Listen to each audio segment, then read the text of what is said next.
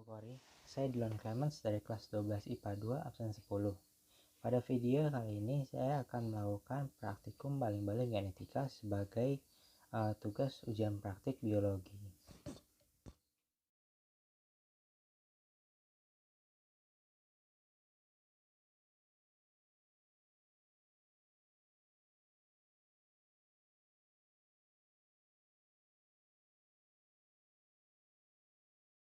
Lalu kita akan mencoba melakukan pengambilan sampel menggunakan baling-baling genetika ini. Jadi seperti yang bisa dilihat di sini adalah untuk yang betina, lalu di sini untuk yang jantan, atau sebaliknya, mohon maaf. Jadi di sini masing-masing sudah ada 4 gamet di masing-masing baling-baling seperti yang dapat terlihat. Untuk melakukan pengambilan sampel, kita akan melakukan pemutaran kedua baling-baling sekaligus dan untuk melihat apakah ada gamet yang bertemu.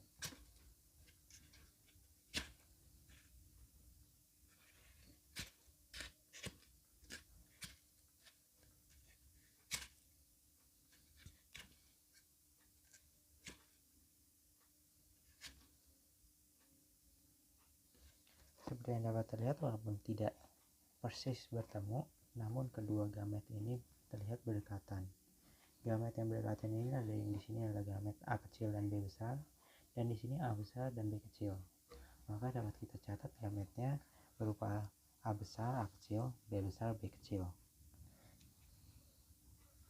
Itu untuk sampel pertama. Nah, untuk sampel kedua sama, ini tidak begitu pas, namun dapat dilihat di sini adalah A kecil, B kecil, dan di sini A besar, B kecil. Jadi sehingga gametnya adalah A besar, A kecil, B kecil, B kecil.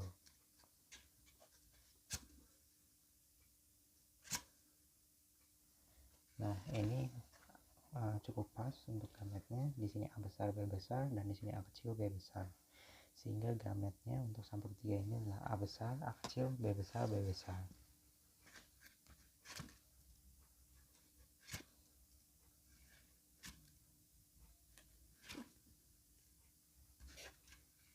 Nah, ini juga cukup pas. Di sini adalah A kecil, B kecil, dan di sini A kecil, B kecil. Berarti gametnya merupakan A besar, A kecil, B kecil, B kecil.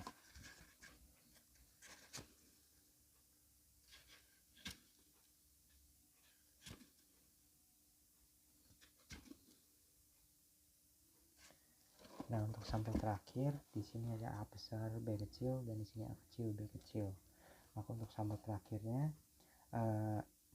A besar, A kecil, B kecil, B kecil. Itu adalah contoh pengambilan 5 sampel menggunakan baling-baling genetika. Lalu untuk menjawab pertanyaan nomor 5, di mana ada beberapa pertanyaan. Untuk fenotip-fenotip yang didapat dari hasil percobaan ini, di mana kita melakukan percobaan untuk persilangan hibrid dari 2 induk, yaitu mendapatkan 4 fenotip. Yang pertama adalah fenotip bulat berwarna kuning, yang kedua adalah fenotip bulat berwarna hijau, yang ketiga adalah fenotip keriput berwarna kuning, yang keempat adalah fenotip keriput berwarna hijau. Lalu untuk pertanyaan nomor 2, yaitu fenotip mana yang persentasenya paling tinggi. Dari percobaan yang saya lakukan dan dari data saya, sampel yang paling tinggi dan paling banyak didapatkan yaitu fenotip bulat berwarna kuning, yaitu sebanyak 30 kombinasi dari total 50 sampel yang diambil, dan persentasenya mencapai 60% dari total pengambilan data. Dan untuk pertanyaan nomor 3, untuk mengenai fenotip yang paling sedikit, fenotip yang paling sedikit dijumpai yaitu adalah keriput berwarna hijau dengan total kombinasi hanya 3 kombinasi yang muncul dari total 50 pengambilan sampel, dan persentasenya hanya 6%.